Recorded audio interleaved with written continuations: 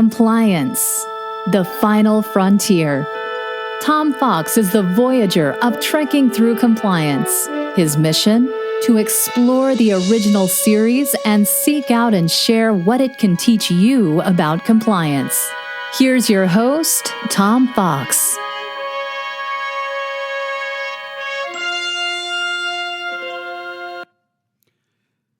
Episode 9, Dagger of the Mind. In this episode of Trekking Through Compliance, we consider the episode Dagger of the Mind, which aired November 3, 1966, stardate 2515.1.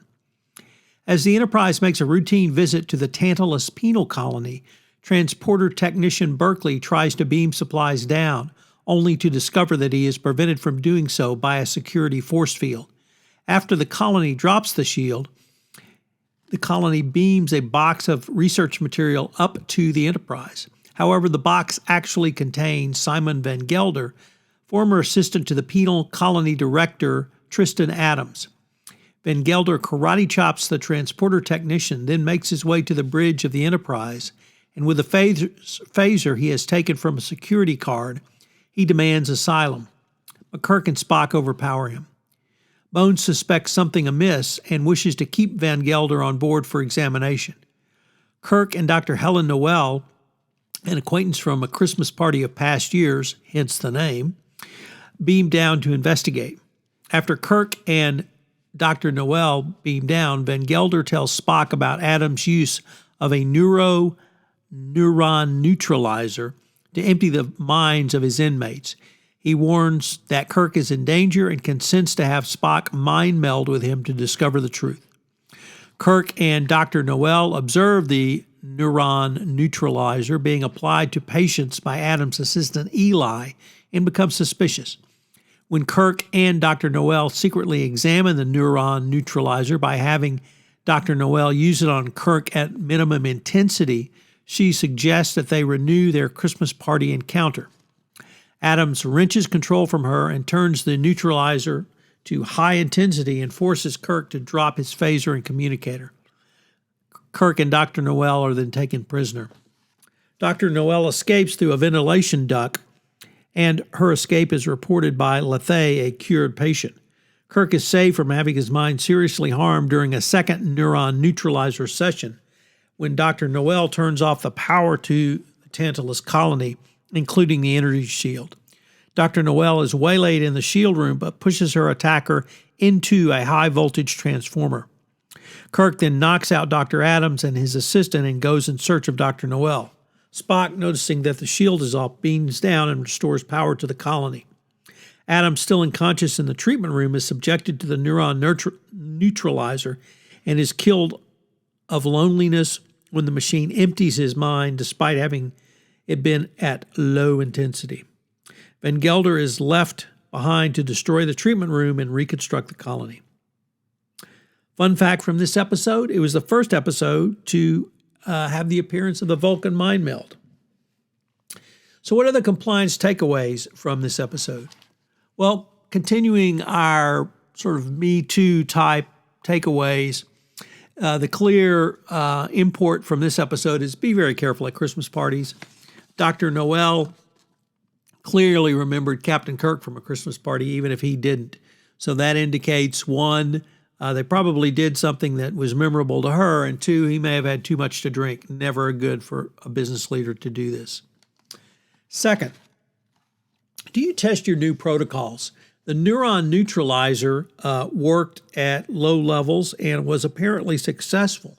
However, at high levels, it was very dangerous. So it made me wonder and think about when you put in a new compliance protocol, do you actually test that? An IT department would have multiple stages of testing up to and including user acceptance testing. What do you do in the compliance realm when you put in a new business process? Do you test it? Do you seek input? Is it by design?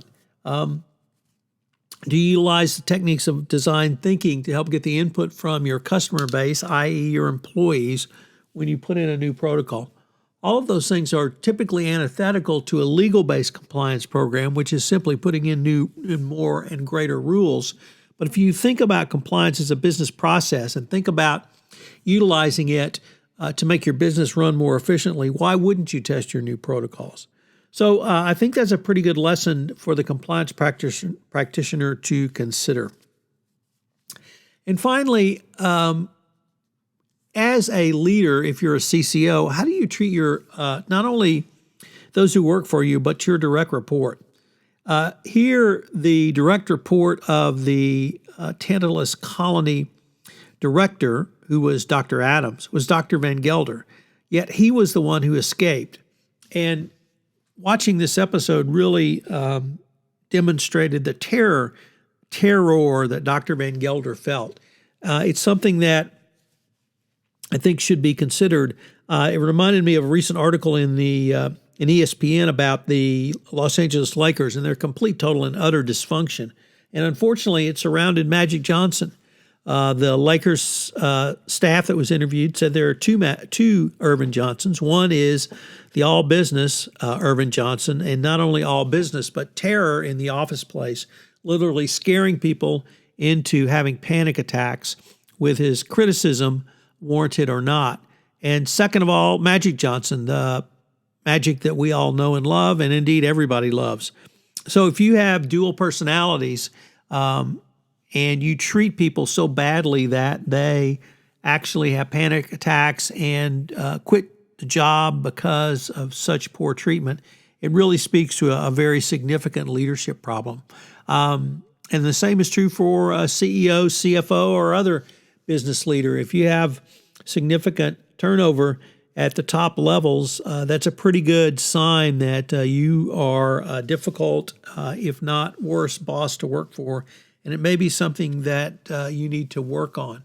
You can still be technically proficient, yet lack these skills. And that's, I think, another thing that compliance practitioners who are looking forward to moving up to the CCO seat need to think about, which is how can I garner the leadership skills that I'm going to need to take my career to the next level. Hopefully your company has those sorts of resources and you can avail yourself of those. I hope you will join us for our next episode where we take a look at the Corbomite maneuver. If you enjoyed this episode of Trekking Through Compliance, you can help it grow by sharing it with the biggest Trek fan you know.